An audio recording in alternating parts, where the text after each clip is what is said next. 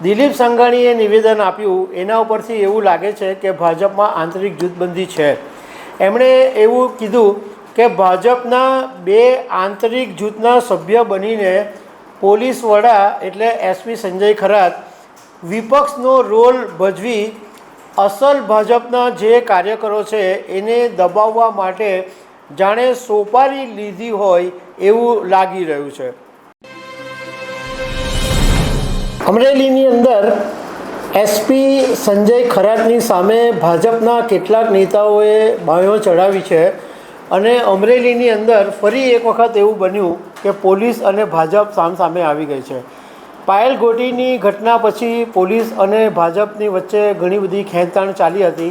હવે એક એવો મુદ્દો સામે આવ્યો કે ભાજપ નેતાએ એસપીને મળવા ગયા અને એને કારણે પછી એટલી બધી મોટી બબાલ ઊભી થઈ કે ભાજપના દિગ્ગજ નેતા અને ઇફકોના ચેરમેન દિલીપ સંઘાણીએ પણ નિવેદન આપવું પડ્યું. તો આના વિશે હું તમારી સાથે વાત કરીશ. મારું નામ રાજેશ શાહ છે અને તમે જોઈ રહ્યા છો ગુજરાતના સૌથી મોટા ડિજિટલ ન્યૂઝ પ્લેટફોર્મ ખબરછે.com. વાત એમ બનેલી કે અમરેલી જિલ્લા પંચાયતના એક સભ્ય છે વિપુલ દુધાત, એમણે થોડા દિવસો પહેલાં સોશિયલ મીડિયામાં એક વિડીયો વાયરલ કર્યો હતો અને અમરેલીમાં દારૂ વેચાય છે એવી એમણે વિડીયોની અંદર વાત કરી હતી. એ વિડીયો પછી પોલીસે એક્શન લઈ લીધા અને જે દારૂ વેચનારો હતો એને પકડી પણ લેવામાં આવ્યો. પરંતુ એ પછી વિપુલ દુધાત અને ભાજપના કેટલાક નેતાઓ અમરેલી એસપીને લીલિયા પોલીસ સ્ટેશનમાં મળવા માટે ગયા અને એસપી સાથે મુલાકાત કરી. એ પછી વિપુલ દુધાતે બહાર આવીને મીડિયા સામે આવીને આરોપ મૂક્યો કે એસપીએ અમારી સાથે અશોભનીય વર્તન કર્યું છે અને એસપીએ અમને એવો સવાલ પણ કર્યો કે તમારા ભાજપ કાર્યાલયના પૈસા ક્યાંથી અને કેવી રીતના આવે છે એ મને ખબર છે. એ પછી અમરેલીના ડીવાયએસપી ચિરાગ દેસાઈ છે, એમણે એક મીડિયાને પ્રેસ કોન્ફરન્સ કરીને માહિતી આપી કે વિપુલ દુધાતે બહાર જઈને જે આક્ષેપો કર્યા છે એ બધા ખોટા છે અને પોલીસ જે છે એ એમણે જે કીધું છે એ પ્રમાણેના એક્શન પણ લીધા છે.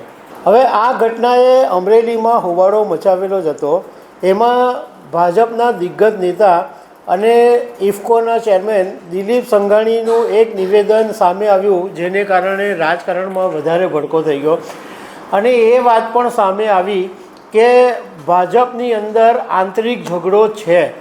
કારણ કે ઘણી વખત એવી ચર્ચા ચાલે છે કે સૌરાષ્ટ્રના રાજકારણની અંદર આંતરિક ઝઘડાઓ બહુ મોટા પાયા પર છે, પરંતુ સામે નહોતું આવતું. પરંતુ જે પ્રમાણે દિલીપ સંઘાણીએ નિવેદન આપ્યું એના ઉપરથી એવું લાગે છે કે ભાજપમાં આંતરિક જૂથબંધી છે. એમણે એવું કીધું કે ભાજપના બે આંતરિક જૂથના સભ્ય બનીને પોલીસ વડા એટલે એસપી સંજય ખરાત વિપક્ષનો રોલ ભજવી અસલ ભાજપના જે કાર્યકરો છે એને દબાવવા માટે જાણે સોપારી લીધી હોય એવું લાગી રહ્યું છે. એમણે એમ કીધું કે પોલીસ વડામાં હવે બહુ હિંમત આવી ગઈ છે. હું અમરેલી જઈશ ત્યારે જૂના જંકશનના જે કાર્યકરો છે અને નવા કાર્યકરોને ભેગા કરીશ અને જો ચૂંટાયેલા પ્રતિનિધિઓને એમાં જોડાવવું હોય તો જોડાય, નહીં જોડાવવું હોય તો નહીં જોડાય અને અમે બધા ભેગા થઈને એસપીનો ઘેરાવ કરીશું અને સરકારને રજૂઆત કરીશું. આ આખી જે ઘટના હતી એના વિશે મેં તમને વાત કરી. સાથે સાથે સંઘાણીએ એમ પણ કીધું કે વિપુલ દુધાતે જે વાત કરી છે કે રેતી અને દારૂનું અમરેલીમાં દૂષણ છે એ વાત 100% સાચી છે.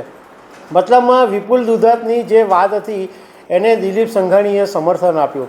પણ એ સિવાય ભાજપના કોઈ પણ નેતાએ વિપુલ દુધાતને સમર્થન આપતું નિવેદન જાહેર નથી કર્યું.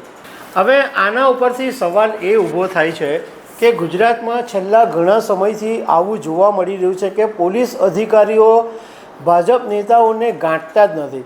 હમણાં થોડા સમય પહેલાં જ ભરૂચના સાંસદ મનસુખ વસાવાએ પણ એવું કીધું હતું કે એસપી મારો ફોન કાપી નાખે છે, એસપી મારી સાથે વાત નથી કરતા. આવું એ ઉપરાંત બીજા બી અમુક એવા કિસ્સા હતા કે જેની અંદર ભાજપના જ ધારાસભ્યોએ એવો બળાપો ઠાલવ્યો છે કે અધિકારીઓ અમારી વાત નથી સાંભળતા. મનસુખ વસાવા તો અગાઉ બી અનેક વખત કહી ચૂક્યા છે કે અધિકારીઓ અમારી વાત સાંભળતા જ નથી. તો સવાલ એ ઊભો થાય છે કે આવું કેમ થઈ રહ્યું છે? જે ભાજપના પાવરફુલ નેતાઓ છે એને પણ પોલીસ અધિકારીઓ કેમ સાંભળતા નથી? એમની પાસે આટલો બધો પાવર આવે છે ક્યાંથી? એકચ્યુઅલી ખરેખર વાસ્તવિકતા એ છે કે જે ચૂંટાયેલા લોકો છે એમણે પ્રજાને જવાબ આપવાનો હોય છે. પોલીસે કોઈ જવાબ નથી આપવાનો. પોલીસ તો પોતાની નોકરી કરી અને એનું કામ પૂરું, પરંતુ આ ચૂંટાયેલા જે પ્રતિનિધિ છે એને જવાબ આપવાનો પોલીસની જવાબદારી છે અને પ્રજાનું કામ માટે આ ચૂંટાયેલા પ્રતિનિધિઓ કામ કરતા હોય છે. તો એ જો કામ નહીં કરશે અને જ્યારે ફરીથી લોકોની પાસે વોટ માંગવા જશે તો એની પાસે શું જવાબ હશે? કારણ કે જ્યારે પોલીસવાળા તમારું કામ જ નહીં કરતા હોય તો તમારું કામગીરી દેખાવાની જ નથી. કાર્યકરો પણ પછી એ નેતાઓ પાસે શું કામ જાય કે જે નેતાને પોલીસ અધિકારીઓ સાંભળતા નહીં હોય? કહેવાનો મતલબ એમ છે કે જે આરોપો ઘણા વખતોથી ગુજરાત પર લાગી રહ્યા છે કે ગુજરાતને અધિકારીઓ ચલાવી રહ્યા છે, તો એવું જ અત્યારે લાગી રહ્યું છે કે અધિકારીઓ પાસે એટલો બધો પાવર છે કે ભાજપના જે દિગ્ગજ નેતાઓ છે એમની વાત પણ સાંભળતા નથી. તો દર્શક મિત્રો, આવી અનેક વાતો સાથે અમે તમને મળતા રહીશું. Thank you very much.